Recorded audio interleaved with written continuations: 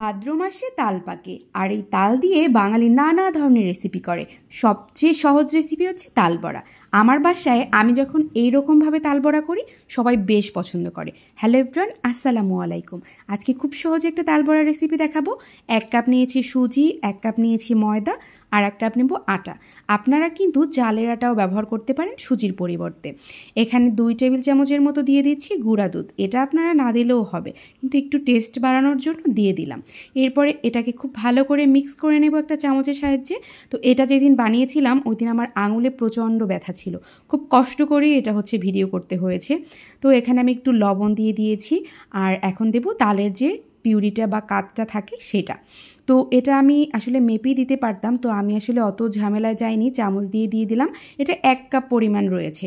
তো আপনার যদি হয় পাতলা থাকে তাহলে আপনি একটু কমিয়েও দিতে পারেন। এখানে যেহেতু এর থিকনেসটা ভালোই ছিল তো আমি এই জন্য 1 কাপ পরিমাণ দিলাম। আর দিয়ে দিচ্ছি এখানে আপনারা চিনিও দিতে পারেন, কিন্তু আমি দিয়েছি তালের গুড়।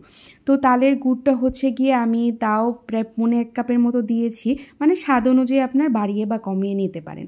এখানে একটা নারিকেল কোরানো দিয়েছি, ছোটো সাইজের নারিকেল ছিল। তো আপনি পরিমাণটা বলতে পারেন 1.5 কাপের মতো, বা আপনি যদি একটু কম খেতে চান কমও দিতে পারেন। এখন খুব হাত দিয়ে ভালো করে এটাকে মেখে নেব। চেয়েছিলাম চামচ দিয়ে কাজটা করতে, কিন্তু আসলে হাতের সাহায্য ছাড়া মোটেও হচ্ছিল না। কিন্তু হাত দিয়ে আমার মাখার জন্য প্রচণ্ড কষ্ট হচ্ছিল। কিছু করার নেই, বানাতে হলে তো একটু কষ্ট করতেই হবে।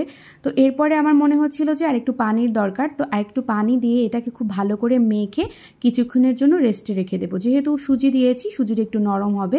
তো এরপরে চলে আসলাম কিছুক্ষণ পরে। তো এখানে আমি একটু কালো জিরা আর মৌরি দিয়ে দিলাম, ভালো একটা ঘ্রাণ আসবে। আর কালো জিরা তো আসলে শরীরের জন্য খুব ভালো। তো এখানে আমাকে বড়াগুলো দিয়ে দিতে হেল্প করছে আমার মা। তো এই বড়া বানানোর সময় মানে চুলায় থাকতে থাকতেই বানাতেই অর্ধেক খাওয়া শেষ হয়ে যায়। মানে সাইজগুলো আপনার দেখতে এলোপাথারি মনে হতে পারে, মানে দেখতে বেশি সুন্দর লাগছে না, কিন্তু এটা খেতে যে কী মজা, মানে তালের সুন্দর একটা ঘ্রাণ, তারপর স্বাদে অতুলনীয়। আর আমি গুড় দিয়ে বানাতেই বেশি পছন্দ করি, অনেকে চিনি দিয়েও বানায়। তো দেখতেই পাচ্ছেন এটা খেতে দারুণ হয়েছিল, উপরে ক্রিস্পি ভিতরে নরম, মাঝে মাঝে দাঁতের নিচে নারকেলগুলো বাজবে, অনেক বেশি মজা।